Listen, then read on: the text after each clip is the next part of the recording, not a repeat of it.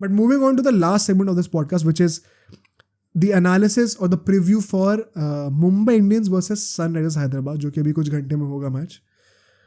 यार ये मैच के लिए मैं पर्सनली बहुत एक्साइटेड हूँ बिकॉज एज ए सेड, देखो केकेआर और आर तो अभी निकल गए ऊपर. एसआरएच, एलएसजी और सीएसके, इन तीनों के जब भी मैचेस होंगे ना, तो इनमें से किसी एक का भी मैच हो रहा है ना, तो बाकी दोनों टीम से भी इफेक्ट पड़ेगा नेचुरली. एंड क्योंकि सीएसके अभी जीती है पिछला मैच, अब एसआरएच के ऊपर भी प्रेशर है. The pressure is on. LSG की हार से थोड़ा रिलीफ मिला होगा, but the pressure is still on and they still would like to push for top two. क्या पॉसिबल होगा उसको मैं वीडियो के एंड में एक्सप्लेन करूंगा एसआरएच के लिए. But moving on to the first segment, जो कि पिच और कंडीशंस का होने वाला है. देखो भाई, मुंबई में मैच है. I don't know why, but something tells me that Mumbai में हमें बहुत हाई स्कोरिंग विकेट फिर से नहीं देखने को मिलेगी. एज ए सेड, कोइंसिडेंस वाला जो वर्ड है मैं बहुत यूज़ करने वाला हूँ इस पॉडकास्ट में, इस लास्ट सेगमेंट में भी यूज़ करूँगा. It is not a coincidence कि हमें एकदम से अचानक से पिछले 5-6 दिनों में पूरे इंडिया में हर स्टेडियम के अंदर 200 से कम के टारगेट देखने को मिल रहे हैं. ये कोइंसिडेंस नहीं है. बीसीसीआई से डायरेक्टर्स आए होंगे. एंड केकेआर वाला मैच भी काफ़ी ट्रिकी था जो मुंबई के ग्राउंड पे हुआ था, वानखेड़े पे. And I think I would want to expect a similar wicket. Plus I think it is quite suicidal अगर आप जो है एसआरएच को इतना अच्छा विकेट बना के दे दोगे तो वो पीट ही देंगे आपको. तो आई थिंक शायद मुंबई कहीं ना कहीं हमें वो केकेआर वाले मैच जैसे टाइप का विकेट देंगी, ऐसा मुझे लग रहा है. हो सकता है कि हाई स्कोरिंग विकेट भी हो, बट समथिंग टेल्स मी कि शायद प्रोबेबिलिटी ज़्यादा होगी. ऑल्सो जिस टाइप की पिच होगी उससे गेम काफ़ी हद तक डिटर्मिन होगा, क्योंकि दोनों बहुत ही अलग टाइप ऑफ पिचेस हैं. तो आई एम पर्सनली थिंकिंग और एस्टिमेटिंग कि शायद वो केकेआर वाले टाइप की पिच होगी जो थोड़ी फंस के आएगी जहाँ पे ball. And so in that sense ऐसा नहीं है कि वहाँ पे 200 नहीं बन सकते हैं, बट 250 नहीं बनेंगे. ये बहुत क्लियर है. आई थिंक 200 फिर भी बन सकते हैं, बट 250 नहीं बनने वाले. एंड आई थिंक टारगेट जब आप करोगे तो आप फिर भी चाहोगे कि मैं 210, 220 को टारगेट करूं ताकि at least I can finish around 190, 200. तो कहने को स्लोअर विकेट है कंपैरेटिवली, बट आपके टारगेट्स फिर भी हाई होने चाहिए. फिर आप अचीव करते हो कितना पास पहुंच पाते हो वो अलग बात है. ये मैं स्ट्रेटेजिक पॉइंट ऑफ व्यू से कह रहा हूँ. एंड अगर यहाँ पे हम लोग टॉस जीतें, मुझे लगता है कि मुंबई के पास वैसे भी कुछ हारने को तो रहा नहीं है, अब बाहर हो ही चुके हैं. SRH has everything to play for. मुझे लगता है जो भी टीम टॉस जीतेगी ना, I think this should chase. And it is so contradictory because पिछले कुछ मैचेस वानखेड़े में पहले बैटिंग करती हुई टीम जीतती आ रही, चाहे वो सीएसके हो चाहे वो केकेआर हो. एसआरएच की स्ट्रेंथ पहले बैटिंग करना है, तो खुद पहले बैटिंग करना चाहेंगे टॉस जीती है. मुंबई चाहिए कि वो पहले बैटिंग करें ताकि एसआरएच को पहले बैटिंग करने को ना मिले. और इन तीनों फैक्टर्स को नेगेट करते हुए मैं कह रहा हूँ कि टॉस जीत के चेस करना चाहिए. And I will stick to it. Dew पड़ेगी. आई थिंक केकेआर ने बॉलिंग उस दिन थोड़ी एक्सेप्शनल कर दी थी, बहुत ज़्यादा ही तगड़ी कर दी थी, इसलिए मुंबई वो चेज़ नहीं कर पाई. वरना अगर कोई भी और टीम होती है तो 170 चेज़ करना बनता है. इतनी बुरी विकेट भी नहीं थी वो बैटिंग के लिए. आई think KKR over performed in that game, तभी वो इतने मैजिकल लग रही थी परफॉर्मेंस वो. सो आई थिंक यहाँ पर टॉस जीत के अभी भी मैं कहूँगा चेज़ ही करना चाहिए. एनीवे अगर एसआरएच ने पहले बैटिंग करके पिटाई कर भी दी तो मुंबई तो वैसे भी बाहर ही है ना. They have nothing to lose. And I think that could be a great motivator for Mumbai कि वो बर्डन नहीं रहा, अब हम खुल के खेल सकते हैं. So I would back both the teams to chase. Even SRH, मतलब ठीक है, your strength may be batting first, but right now it is very crucial to win a game. And what would you like to back yourself to play as per the conditions. I think toss जीत के यहाँ पे fielding करनी चाहिए. And going to the second segment which is the head to head record. 22 बार इन दोनों teams के बीच में मैच हुआ है. 12 बार मुंबई जीती है और 10 बार एसआरएच जीती है, including the one that happened in this season, earlier this season. And आखिरी के 10 मैचेस की बात करें दोनों के बीच में तो 7 बार मुंबई इंडियंस जीती है. मतलब बहुत हैवी डोमिनेशन रहा है मुंबई का. रीसेंट हिस्ट्री की बात करूँ, बट एकदम ही रीसेंट हिस्ट्री की बात करूँ मैं तो थोड़ा इवन हो जाता है. 5 में से 3 मैचेस जो है मुंबई जीती है, 2 एसआरएच जीती है. तो लास्ट 5 मैचेस में थोड़ा सा एसआरएच कमबैक करते हुए आ रही है. अगर ये वाला जीत जाएगी तो 50-50 हो जाएगा लास्ट 6 गेम्स में. तो SRH has been making the comeback for sure, but still historically edge थोड़ी सी मुंबई के पास रहती है. As a matter of fact history की बात करूँ तो वानखेड़े पे आज तक 7 मैचेस खेले हैं दोनों टीम्स, उसमें से 5 बार मुंबई जीती है. तो historically Wankhede has not been a good ground for SRH when they play Mumbai there. तो ये सोचने वाली बात है. If history has some role to play, I don't think it matters much, but for the sake of it, I'll share this time. And to the third segment now, which is the playing 11s. क्या playing 11 होनी चाहिए? Starting with Mumbai as they are the home team. Rohit Sharma, Ishan Kishan and Surya Kumar Yadav, ये 3 तो हमारे definitely होंगे ही होंगे. Number 4 पे मैं तिलक वर्मा को रखूंगा, नंबर 5 पे मैं नेहल वधेरा को रखूंगा, नंबर 6 पे मैं हार्दिक पांड्या को रखूंगा, ये हमारे मिडिल ऑर्डर में हो जाएंगे। और फिर टीम डेविड नंबर 7 पे, नाबी नंबर 8 में वापस लेके आने वाला हूँ। ये हमारे लोअर मिडिल ऑर्डर के हिस्से बन जाएंगे जो कि हमारे फिनिशर हो सकते हैं। एंड नाबी को लाने का पॉइंट वही है भाई, मैं नमनदीर को क्यों खिलाऊं? अगर मुझे उससे बॉलिंग भी करानी तो नाबी भी कर लेगा, प्लस फॉरेन स्लॉट वैसे भी खाली पड़ा हुआ था पिछले मैच में, प्लस नमनदीर ऊपर बैटिंग करने वाला बंदा है, वो हमें वैसे भी नहीं चाहिए। नाबी के बाद कुवेटजे, चावला एंड बुमराह, ये 3 हमारे बॉलर्स होंगे एंड इम्पैक्ट पे हमारे थुसारा होंगे। ठीक है, स्ट्रेटेजिकली मैं क्या कहना चाहता हूँ यहाँ पे, स्ट्रेटेजिक पॉइंट्स होंगे जो मुंबई के लिए। पहला पॉइंट ये होने वाला है, they genuinely missed the trick against KKR by not having Nabi, because उन्होंने 3 ओवर नमनदीर से कराए थे, जो कि अगर नाबी करता आई थिंक वो ज़्यादा इफेक्टिव होता रन्स को रोकने पे, शायद केकेआर को जल्दी आउट कर दिया होता। जो मनीष पांडे और वेंकटेश अय्यर को ब्रीदिंग स्पेस मिला था शायद वो ना मिला होता। एंड तुम एसआरएच को अगर वो ब्रीदिंग स्पेस दोगे मिडिल ओवर्स में तो वो भी तुम्हें खा जाएंगे केकेआर की तरह। ये दोनों बेस्ट बैटिंग लाइनअप्स हैं। Nabi can not just ball but also वो लोअर मिडिल ऑर्डर में फायर पावर देता है हमें फिनिशिंग वाले टर्म्स पे। नमनदीर ऊपर बैटिंग करता है, ऊपर बैट्समैन की कमी है ही नहीं मुंबई के पास। स्काई है, रोहित है, तिलक वर्मा है, नेहल वधेरा भी बैटिंग कर रहा है आजकल। तो अपर मिडिल ऑर्डर, अपर ऑर्डर, टॉप ऑर्डर में तो कोई ज़रूरत है ही नहीं ना किसी बैट्समैन की, वो ये परफॉर्म करके देंगे तुम्हें, वो इनकी रिस्पॉन्सिबिलिटी है। तुम्हें और फायर पावर और डेप्थ चाहिए फिनिशिंग के मामले में, जहाँ पे टीम डेविड थोड़ा स्ट्रगल कर रहा है, जहाँ पे हार्दिक पांड्या से रन नहीं बन रहे, उनको सपोर्ट देने की ज़रूरत है। तो Nabi I think perfect blend है, उसको वापस लाना ही चाहिए फॉर श्योर। एंड एक चीज़ मैं और कहूँगा यहाँ पे which is key be open to using Nehal Wadhera if needed. देखो केकेआर वाले मैच में भी केकेआर ने भी 2 ही स्पिनर यूज़ करे थे, 3 स्पिनर्स की बात आई ही नहीं थी। तो यहाँ पे भी टेक्निकली मुंबई के पास नाबी और चावला हैं, बट अगर तुम्हें ऐसा लग रहा है कि पिच पे असिस्टेंस है स्पिनर्स को, स्पेशली अगर तुम चेस कर रहे हो कि तुम्हें पहले बॉलिंग आ गई और ड्यू नहीं पड़ी है, be open to using Nehal Wadhera as a left arm off spinner in the middle overs. I think that could be crucial, especially when Klaasen and Nitish Reddy are batting. दोनों राइट हैंडर्स हैं, let them be tested out with some left arm spin. They struggled against Jadeja in the CSK game if you all remember. वो एक matchup है left arm spinners के against, specially Klaasen struggle करता है थोड़ा बहुत। तो आई थिंक नेहल वधेरा से हाथ घुमाने का ट्राई करवा सकते हो, विच इज़ वाई मैं नमनदीर को नहीं रख रहा, नेहल वधेरा को रख रहा हूँ, वरना वो भी एक चॉइस होती। एंड एक और जो पॉइंट होगा विच इज़ कि यार there is no need to over use Coetzee and Hardik Pandya if they are not performing with the ball, which is where once again Wadhera will come in to play. हमने देखा था कैसे केकेआर वाले मैच में भी Coetzee and Hardik Pandya although 1-2 wicket लिए थे, वो क्रूशल मोमेंट्स पे आके ना रन्स लीक कर देते हैं, पूरा प्रेशर चला जाता है दूसरी टीम से। और फिर बुमराह के साथ क्या होता है कि क्योंकि प्रेशर चला गया तो बुमराह के ओवर अब वो आराम से खेल सकते हैं, उसको विकेट देंगे नहीं, बच्चे उन्हें पिटाई कर देंगे। आई थिंक अगर हार्दिक पांड्या रन खा रहा है, क्वेटजे रन खा रहा है, तो मत कराओ ना 4 ओवर, हैं तो इतने सारे ऑप्शंस बॉलिंग में, वधेरा से करा लो, नाबी से पूरे 4 ओवर फेंकवा लो। Be open to that concept, ये नहीं कि ज़बरदस्ती तुम्हें 4 ओवर डालने बिकॉज तुम ऑलराउंडर हो, उसका कोई सेंस नहीं बनता। And lastly play freely, there is nothing to lose quite frankly. As a matter of fact मैं तो कहूँगा अगर इफ़ यू वांट रेस्ट, ये जो इंडियन प्लेयर्स है जो कि वर्ल्ड कप में खेलने वाले, रेस्ट दे दो, कोई ज़रूरत नहीं है ज़बरदस्ती। Rohit Sharma, Hardik Pandya himself, Surya Kumar Yadav, if they want rest let them rest. Bumrah being the biggest example here, कोई बड़ी बात नहीं कि इनको रेस्ट करना पड़े, बट खेल लो तो फ्रीली खेलो, कोई बर्डन है नहीं है। वैसे भी एसआरएच के सामने ऑल और नथिंग वाला केस ही होने वाला है। And now moving to SRH, क्या लाइनअप इनकी होनी चाहिए? ट्रेविस हेड, अभिषेक शर्मा, ये दोनों ओपनिंग करेंगे। नंबर 3 पे मैं लेके आ रहा हूँ ग्लेन फिलिप्स को, क्यों अभी बताऊंगा। नंबर 4 पे नीतीश रेड्डी, नंबर 5 पे क्लासन, नंबर 6 पे अब्दुल समाद, नंबर 7 पे शहबाज अहमद, नंबर 8 पे कमिंस। तो ये हमारी बैटिंग की डेप्थ भी अच्छी हो जाएगी यहाँ पे। उसके बाद भुवनेश्वर कुमार और नटराजन हमारे 2 पेसर्स हैं along side Cummins. And impact player पे मैं उनादकर को लेके आऊँगा फिर से। कई लोग कहेंगे फर्स्ट स्ट्रेटेजिक पॉइंट कि मयंक को एज अ स्पिनर क्यों नहीं लेके आ रहे आप। I would once again tell you, notice how KKR वाले मैच में भी, जो कि सबसे ज़्यादा टर्निंग ट्रैक था, सबसे ज़्यादा स्टिकी विकेट था वानखेड़े का अभी तक इस सीजन का, वहाँ पे भी दोनों टीम्स ने 2 ही स्पिनर यूज़ करे थे। वानखेड़े कितनी भी स्टिकी विकेट हो ना, वो ड्यू का फैक्टर, वो छोटी बाउंड्रीज, वो फास्ट आउटफील्ड, उसको तुम नेगेट नहीं कर सकते। You will still always have an extra pacer instead of an extra spinner.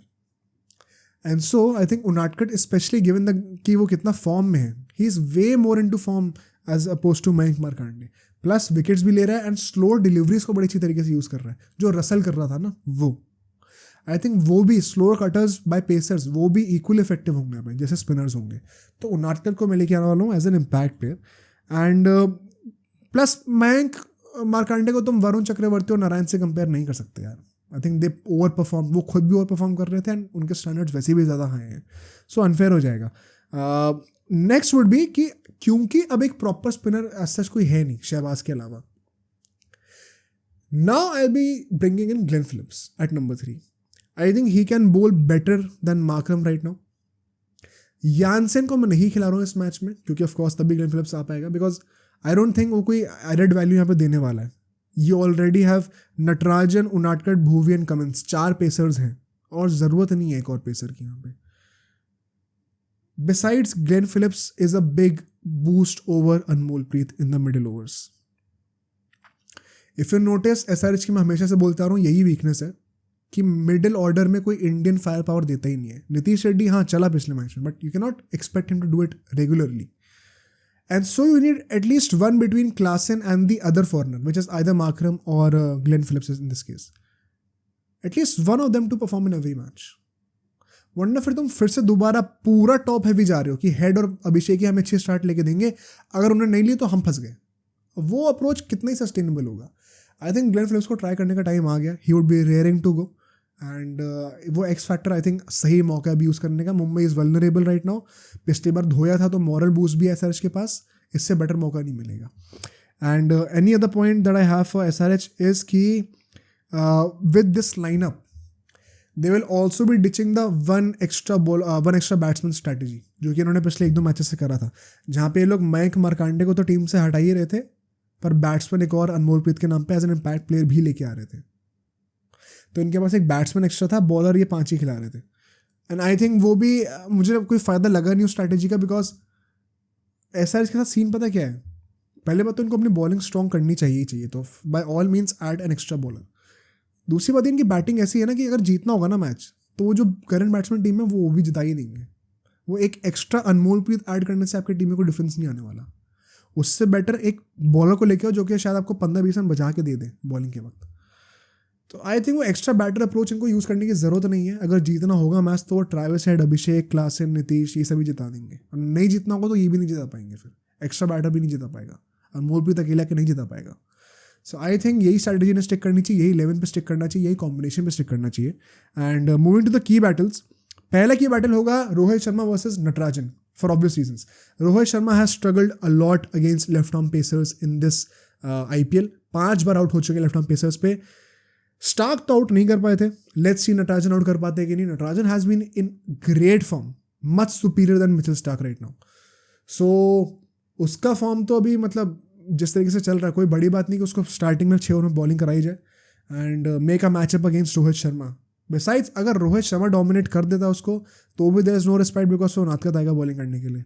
So Natarajan has a lot of free license to go all in at Rohit Sharma. Let's see क्या होता है. Power play में मजा आएगा देखने में. ये next is Surya Kumar Yadav versus PAT Cummins. PAT Cummins who is usually bowling one change, opening bowling नहीं करते आजकल वो. And sky playing at number 3. I think ये बैटल इनएविटेबल है या तो towards the end of the power play या फिर 6 से 10 ओवर के बीच में. एंड स्काई केकर अगेंस्ट बड़ा स्मार्टली खेल रहा था. अगर स्टिकी विकेट होगा ये once again we'll have to see a smart innings by Sky. वो फ्लैशी इनिंग्स शायद देखने को ना मिले. And PAT Cummins has had a knack कि वो 6 से 10 ओवर के बीच में ना SRH को एक ब्रेक थ्रू निकाल के देता है. If he can get Sky out once again unreal pressure on Tilak Varma, Wadhera, Hardik Pandya to pull things off. वो अननेसेसरी प्रेशर आएगा उनके ऊपर.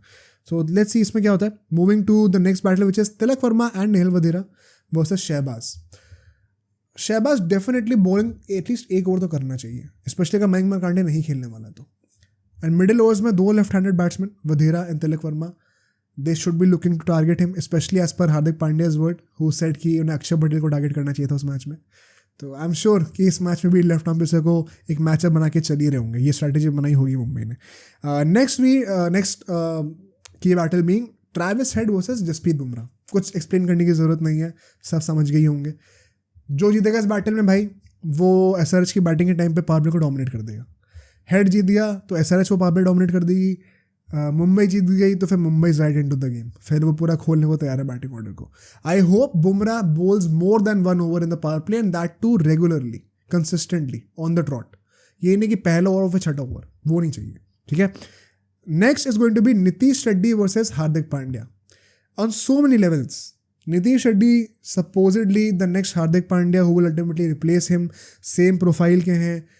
हार्दिक पांड्या जब बॉलिंग कर रहे होंगे मिडिल ओवर्स में, उनकी टेंडेंसी है वो अपने आप को बॉलिंग तो देते ही देते हैं। Nitish Reddy coming in form, अगर मिडिल ओवर्स में आते हैं वो, क्या हार्दिक पांड्या को डोमिनेट करते हैं, because he will be one of the weaker bowlers to dominate, वरना बुमराह क्वेट इतने आसान होंगे नहीं।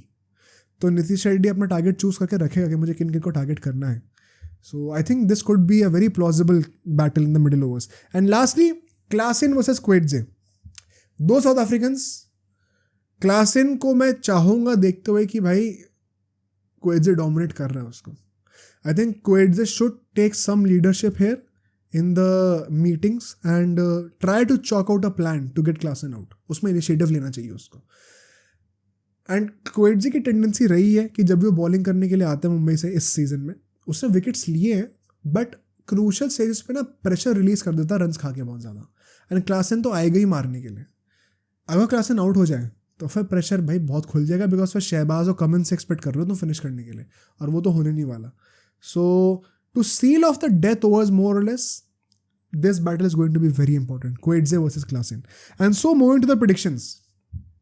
देखो मैं लॉजिकली नहीं कह सकता वंस अगेन कि मुंबई का कोई भी चांस है। I think logically speaking SRH को रॉन देना चाहिए मुंबई इंडियंस को। Surprisingly I think the only way Mumbai will have a chance is if they chase, although SRH के अगेंस्ट यूजुअली उल्टा होना चाहिए। आई डोंट नो, अगर वो विकेट वैसा होने वाला है जैसा मैं एक्सपेक्ट कर रहा हूँ KKR की तरह, तो आई थिंक चेस करेंगे मुंबई तो बेटर चांस में रहेंगे, डिस्पाइट द फैक्ट कि they have lost against KKR while chasing. I just somehow get the feeling, बहुत लॉजिकली मैं एक्सप्लेन कर नहीं सकता इस बात को, मेरी गट फीलिंग है कि अगर मुंबई चेस करेगी ना तब शायद फिर भी चांस हो, बट वरना तो आई थिंक SRH लेके जा रही है मैच। इंटरेस्टिंग ये होगा कि अगर SRH हार जाए तो फिर LSG, CSK और SRH तीनों एकदम ऑलमोस्ट लेवल पॉइंट्स पे होंगे with the same number of losses, और मोर सो एकदम अप्रॉक्सीमेटली शायद एक का ही फर्क होगा ज़्यादा से ज़्यादा। तो प्ले ऑफ की रेस बड़ी इंटरेस्टिंग हो जाएगी। बट अगर SRH को टॉप 2 में आना है, वो मैं एक्सप्लेन करता हूँ क्या वो पॉसिबल है कि नहीं, ठीक है।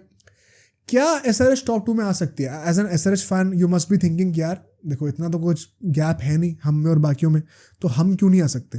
इनफैक्ट मैं अभी ना तुम लोग के सामने ही टेबल भी खोल लेता हूँ एंड लेट मी एक्सप्लेन कि क्यों ये थोड़ा सा मुश्किल होने वाला है। देखो SRH 4 मैचेस हारी हुई है अभी, ठीक है। टॉप 2 में KKR है जो कि 3 मैचेस हारी है, तो सिर्फ एक ही मैच का फर्क है। द पॉइंट इज KKR की जो नेट रन रेट है वो 1.4 की है, प्लस 1.4। SRH की 0.072 की है। तो SRH अगले अपने 4 मैचेस तगड़े मार्जिन से जीत जाएगी ना तो भी नहीं आ पाएगी KKR के पास, बहुत अनरियलिस्टिक है। एंड सो अगर KKR अपने बच्चे 3 मैचेस में से एक मैच हार भी जाए और SRH सारे मैचेस जीत जाए तो भी दोनों के सेम ही पॉइंट होंगे, और तो भी KKR की रन रेट बेटर ही होगी। सो KKR को एटलीस्ट 3 में से 2 मैचेस हारने पड़ेंगे और SRH को तीनों मैचेस जीतने पड़ेंगे अपने, चारों मैचेस जीतने पड़ेंगे अपने, तब जाके वो पॉइंट्स की बेसिस पे KKR को ट्रम्प कर पाएंगे। अब तुम खुद सोचो, KKR क्या एक मैच गुजरात से, एक मैच है मुंबई से अभी, जिस हालत में तुम जानती हो, तुम खुद ही खेलने वाले हो मुंबई से भी, तो क्या लगता है तुम्हें कि KKR दोनों मैचेस वो हारेगी? आई थिंक RR वाला मैच एक है वो उसको तुम ले सकते हो, तो RR से अगर हारती भी है तो RR तो वैसे भी टॉप पे होने वाली है। आई थिंक बहुत ही अनलाइकली है कि KKR 2 मैचेस हार जाएगी 3 में से, और हार भी गई तो फिर उसके लिए क्या तुम्हें लगता है SRH चारों के चारों मैचेस जीतेगी? तो आई थिंक SRH का क्वालिफाई करना टॉप 2 में तो बहुत अनलाइकली है। आई थिंक KKR जिस मार्जिन से जीत गई ना LSG से, वो काइंड ऑफ कंफर्म हो गया पैसिवली कि KKR और RR ही टॉप 2 में फिनिश करने वाले हैं, और इन दोनों में से कौन फर्स्ट आएगा कौन सेकंड आएगा वो अभी देखने को रहता है, बट फर्स्ट और सेकंड तो यही दोनों आएंगे। तो आई थिंक रियलिस्टिकली टॉप 2 में आना पॉसिबल है नहीं अभी, मतलब बहुत कम चांस है। चारों मैचेस आपको जीतने हैं, KKR को 3 में से 2 मैचेस हारने हैं against the 2 worst team, 9th पे गुजरात है, 10th पे मुंबई है, तो थोड़ा अनलाइकली है अभी सिचुएशन यहाँ पे। इन सेइंग दैट SRH का फ़ायदा ये है अभी, आई थिंक इनके थोड़े ईजी मैचेस हैं। अगर मैं निकालूँ अभी इनके मैचेस भी साथ के साथ ही, let's have a look at that. अभी एक मुंबई से है, एक गुजरात से, एक पंजाब से, तो तीनों मतलब बॉटम की टीम्स हैं। जो एक डिफाइनिंग मैच होगा वो LSG से होगा।